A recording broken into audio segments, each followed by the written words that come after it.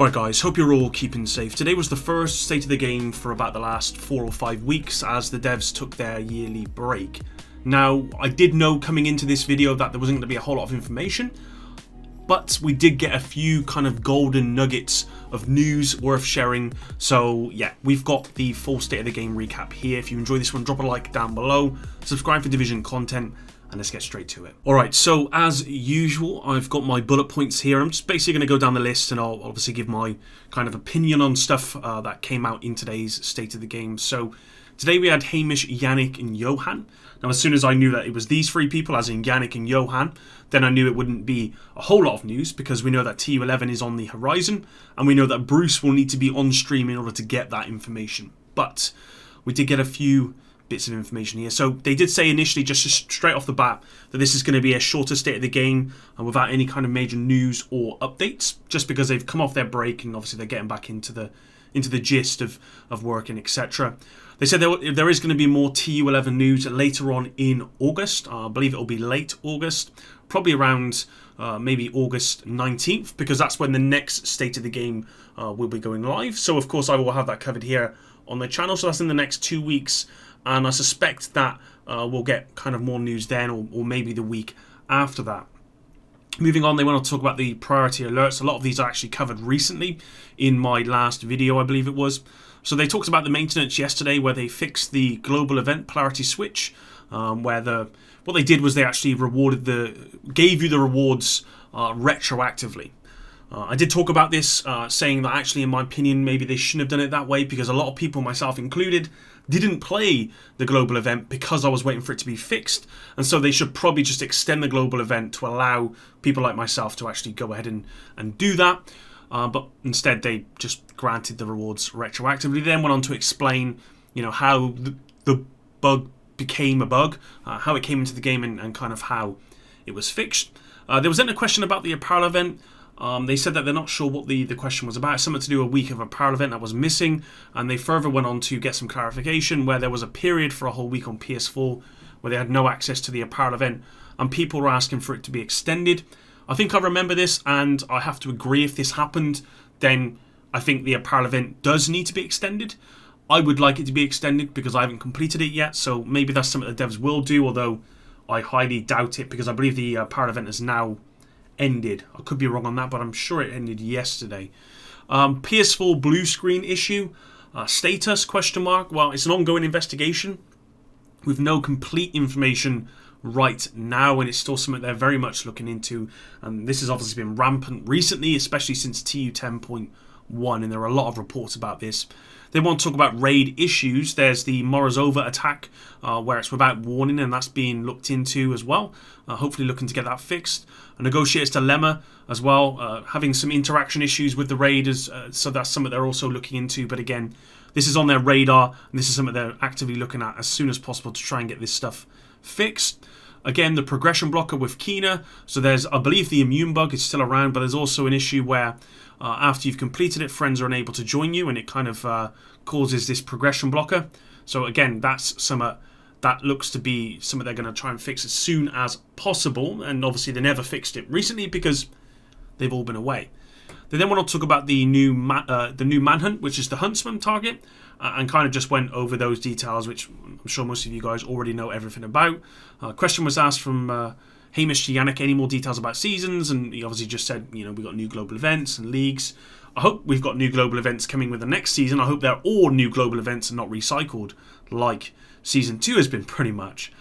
Question about PS5 came up, and they said, well, they can't really answer that or talk about that.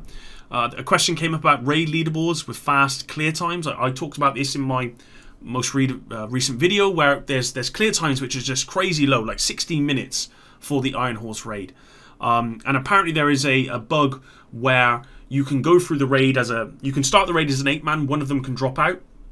You could go through the raid as a 7-man, and then when you get to Morozova, then the 8th man joins, you defeat Morozova, but the game takes into account the time for the one player that joined at the end, that being the shortest period of time, and applies that to the whole group, and that's how you get these really fast clear times. I believe that's how it works, but the dev said this is something they are obviously looking into and hoping they can fix as soon as possible.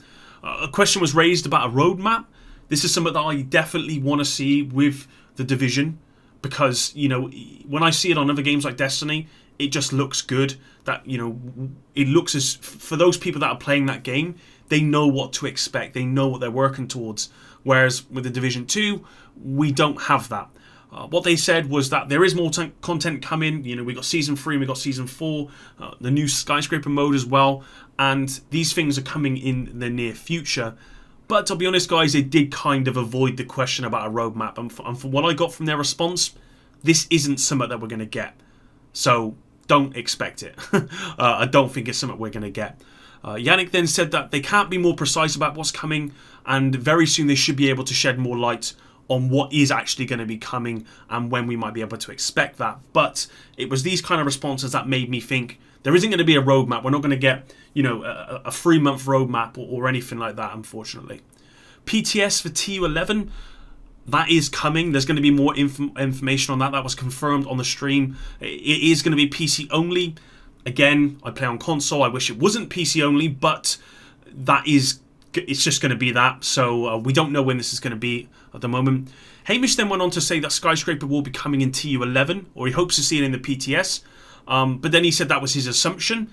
And I think he kind of dropped the ball a little bit, because it then got confirmed by Yannick, who wanted to point out in response to Hamish that actually Skyscraper is coming with TU11. So it's going to be very, very soon. And I anticipate it will be in the next, probably next 4 to 6 weeks, that we're going to get TU11 and when we're going to get Skyscraper, which I'm very, very happy about. I hope it's not being rushed and they're trying to rush it to get it out. That's not what I want. But the sooner we can get this game mode, if it is what we believe it's going to be, the better. Hamish says that Bruce will be coming on in the next state of the game, where they're going to talk a lot more about TU11. Although at the end of the stream, I think he said that they're not sure who's going to be coming on the next state of the game. But I presume it's going to be Bruce, because he's the main guy talking about TU11 and that sort of stuff. So he probably needs to be there for the next state of the game. Going back to Skyscraper, they said more information will be coming on that soon. This is probably going to be about late August that they're going to give us more information about Skyscraper, and they're going to talk more about what the game mode is, how it works, and the experience that they're hoping for players to get out of this. I'm just glad this is coming out, because from what I've heard and from what we know from the leaks that made them talk about this stuff, then we know this is going to be replayable content. And Yannick actually said previously that this should kind of help with those people who need that replayable content. In my opinion, that's everyone. I think the game needs replayable content that everyone can be a part of, and this will hopefully scratch that itch, but we'll hear more about that towards the end of this month. Speculation on stream about TU11 on September 8th. That's the speculation, so that's in 4 weeks. I very much doubt it will be September 8th. I think the PTS will likely come out around probably September 25th. August 25th. We'll probably have at least 2 to 3 weeks of PTS, and then probably a week or two after that we'll get TU11. So I think TU11 will probably come out around, I don't know, September 22nd, maybe something like that. A question came up about Skyscraper. Will it be free for Warlords? The question wasn't quite clear. They said this will be communicated later on. What they're probably wondering, what these people are probably asking is, if you don't have Warlords of New York, will you have to pay for Skyscraper mode? Or is it going to be free for everyone that's got the game? What I probably think is it's going to be free for anyone on Warlords, and anyone who doesn't have Warlords will not have access to Skyscraper. I hope that's not the case. I don't like it being split up like that, but that's what I think will happen. I could be wrong, but again, I guess we'll find out in the near future. Another question came up about stash space. Of course, this has come up loads of times. Yannick said last time they did an upgrade, they doubled the stash space, and that was kind of the max that they were comfortable with going to. If they increase it anymore, there's actually a high risk of performance issues. They're not giving up on it, but they've not found a way to make it work where there won't be performance issues. So that's something there. Still look at, but there's no updates on that at present. A question came up about more updates on improvements for loot drops.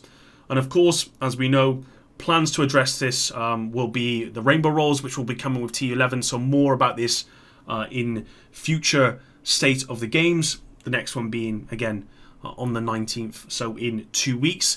And that was it for State of the Game, guys. So let me know what you think in the comments down below. I wasn't surprised to see them avoid the question about the roadmap, just because I don't think that's something that this game or this franchise really does well. I don't think they like to give a date just in case that changes, but there you go. But the nuggets of information here is that Skyscraper is coming with TU11, which is great, and that TU11 is going to have a PTS, which again is also a good thing. I hope that Skyscraper is not on the PTS, and the reason I say that is because that means it will just, a lot of PC players are going to have access to this mode that a lot of console players won't, and I personally as a console player don't think that's very fair. But anyway, thanks very much for all of your support. Thanks very much if you stuck around to the end. Until the next one, Epic out.